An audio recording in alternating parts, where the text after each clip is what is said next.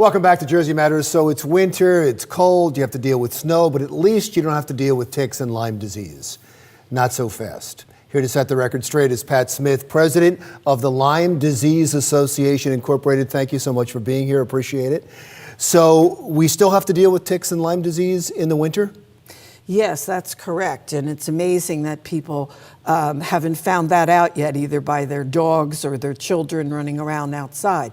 Because any time that the temperature gets above freezing and the ground isn't really hard and frozen, that the ticks that cause Lyme disease can indeed be active, and they can come out and they seek people or animals to bite.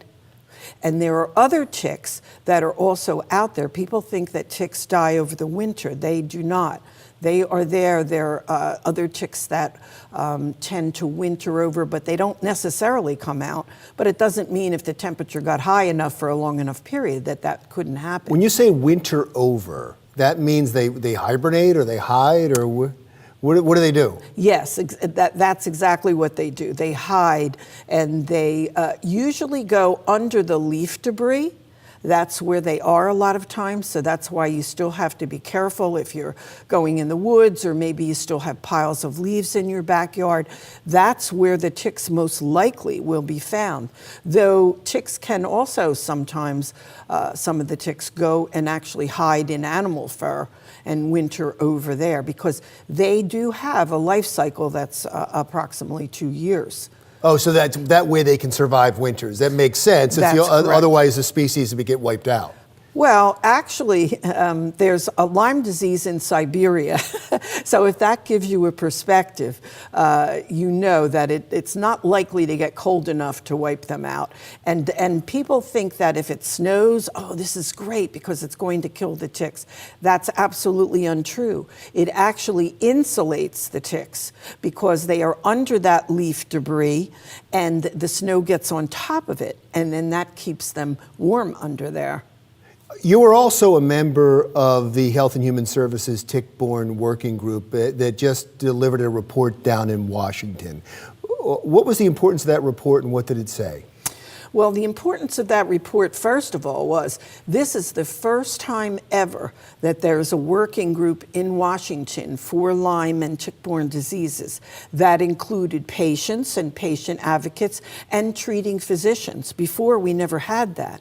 So what happened as those entities got to sit at the table with the government officials and prepare a report that had different kinds of recommendations to Congress, because Congress doesn't necessarily understand the scope of the problem. Right, we did a story on this recently, and I was trying to figure out, because we did it specifically on New Jersey, and the numbers went dramatically up last year in New Jersey, and I was asking why, and they said, well, there's just more ticks. That when you have more ticks, you're going to have more tick Lyme disease, which begs the question, why don't we do more to decrease the tick population? Well, that's one of the issues we addressed in our report, that Congress needs to make some kind of policies and laws that would address that issue, that we need to have different things that are done to prevent these tick populations from transmitting all of these diseases. That has not been done. As to why that's not been done, I've been involved 35 years. I can't give you an answer to that. I can only tell you that it hasn't really been addressed. So that was one of the main components of our report, was to indeed, let's look at how we can prevent these diseases. Do you feel like they were engaged? Do you feel like they want to do something, or why wouldn't they have done something in the past if all of a sudden they're interested in it? Well, I definitely think that Health and Human Services, under whose auspices this committee was, I think they were decidedly interested. And the committee was formed by legislation, which we helped Congressman Smith and others to get through Congress and pass, and it was part of the 21st Century Cures Act. Is this a 50-state problem?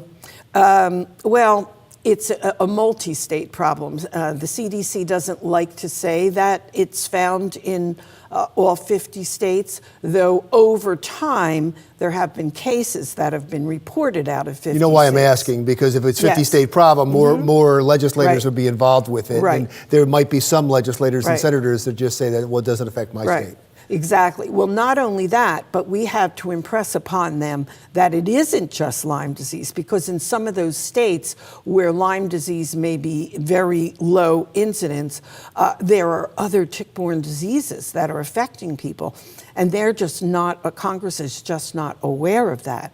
So we're hoping with our report to Congress, and we also just had a new bill introduced into this Congress that would provide a national strategy for Lyme and tick-borne diseases. Well, it is important because it seems like the cases of Lyme disease and other tick-borne illnesses is going up rapidly with the tick population. So good luck to you, and thank you so much for coming in. Please come back. Pat Smith, president of the Lyme Disease Association and a member of the Health and Human Services Tick-Borne Disease Working Group, recently down in Washington.